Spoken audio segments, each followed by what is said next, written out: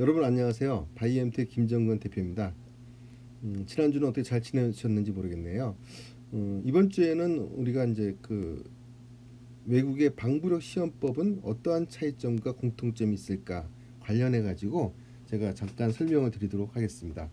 지난번에 우리가 CTF라든지 ISO 11930 관련해 가지고 관련 시험 규격이라든지 기준에 대해서 설명드린 적이 있을 겁니다. 그래서 이번에는 우리가 이제 시험법에 대해 비교를 한번 해보도록 하겠는데요. 시험법이라는 거는 우리가 기준 말고 우리가 이제 세부적인 절차라든지 그다음 시험을 할 때 같은 경우에 우리가 어떻게 해야 되는지에 대해서 각각 설명을 드리도록 하겠습니다.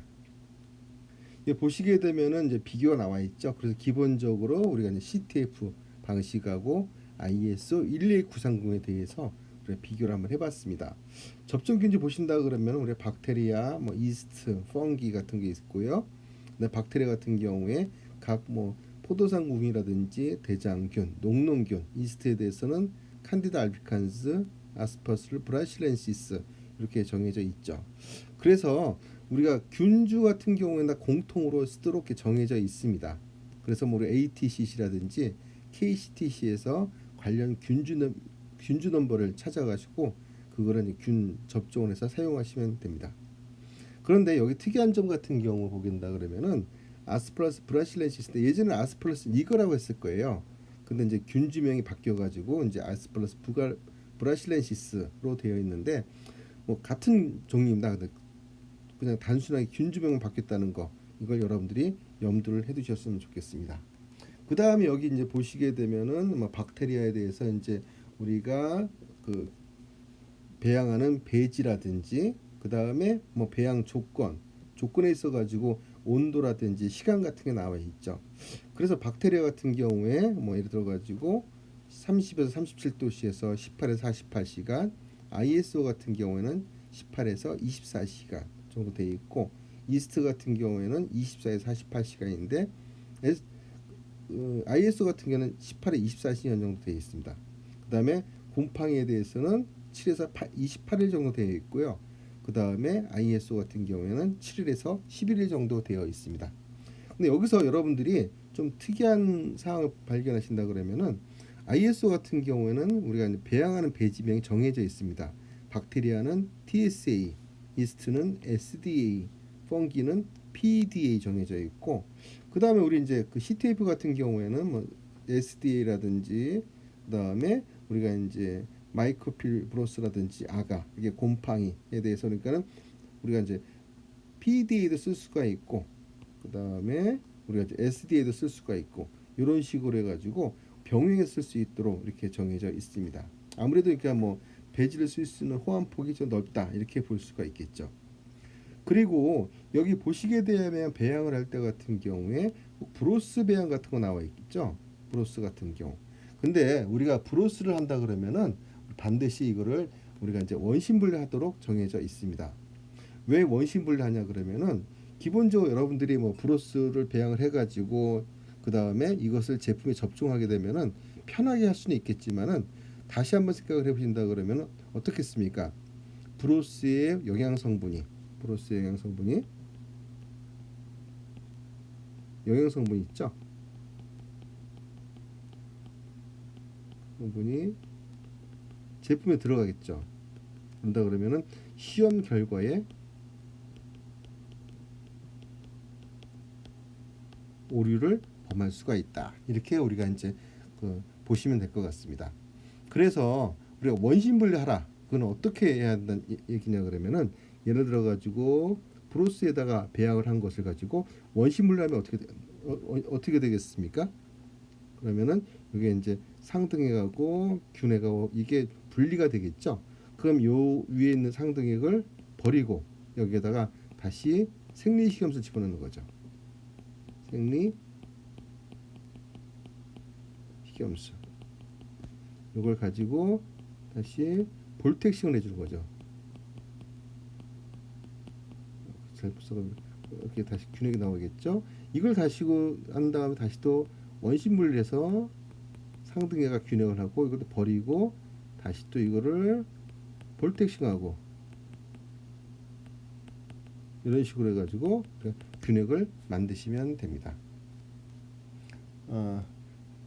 그 다음에 우리가 곰팡이 같은 경우에는 우리가 이제 반드시 이거를 두 개 다 여과를 시켜야 되죠. 여과를 시키는 이유는 뭐냐 그러면은 우리가 이제 그 접종을 할 때 포자만을 우리가 접종을 할 수 있도록 이렇게 하기 위해서 여과를 하는 거겠죠.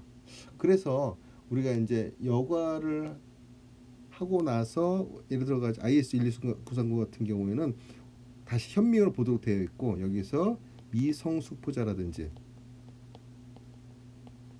는 안 되고요. 그 다음에 포자가 뭉쳐 있는지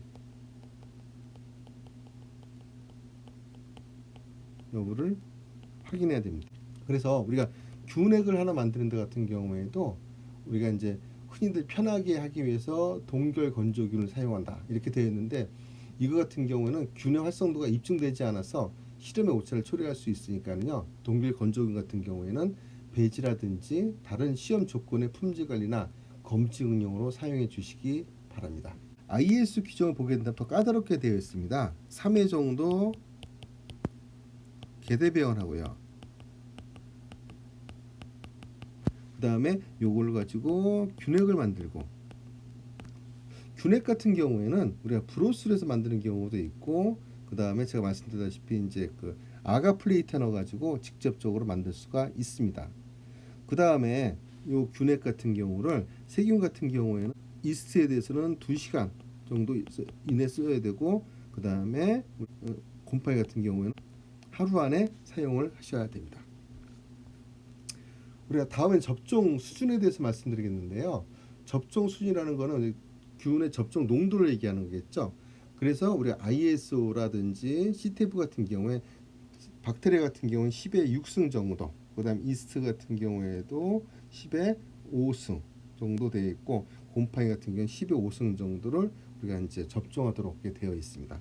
그래서 혹 예를 들어 가지고 우리가 10에 8승은 안 되냐? 이거는 안 됩니다. 왜 그러냐 그러면은 이건 오버로드, 그러니까 너무 과도하다 이렇게 얘기할 수가 있겠죠. 그 다음에 접종 비율이 있는데요. 기본적으로 우리가 시험하는 양 같은 경우는 최소 20g 이상 공통적으로 정해져 있고 그 다음에 이 접종한 농도 같은 경우에는 1% 초과해서는 안 된다는 규정이 있습니다. 이건 뭘 얘기하냐 그러면요. 1%를 넘어서게 된다 그러면은 우리가 이제 균핵에 포함되어 있는 수분에 의해 가지고 제품의 성상이 영향을 받을 수가 있기 때문에 그렇다. 이렇게 우리가 볼 수가 있는 거죠. 그 다음에 우리가 이제 접종 비율 다시 한번 본다 그러면은 일반적인 그 수분산 제형 같은 경우에는 우리가 1% 정도 되는 거고 그 다음 파우더 같은 경우에는 접종 비율이 0.1% 이렇게 우리 정해져 있습니다. 왜 그러냐 그러면은 파우더 같은 경우는 기본적으로 정균이거든요.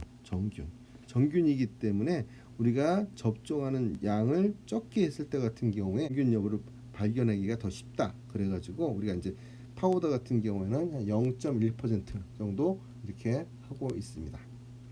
그 다음에 접종 방식인데 여기 보시게 되면은 퓨어 혹은 믹스 컬처가 되어 있죠.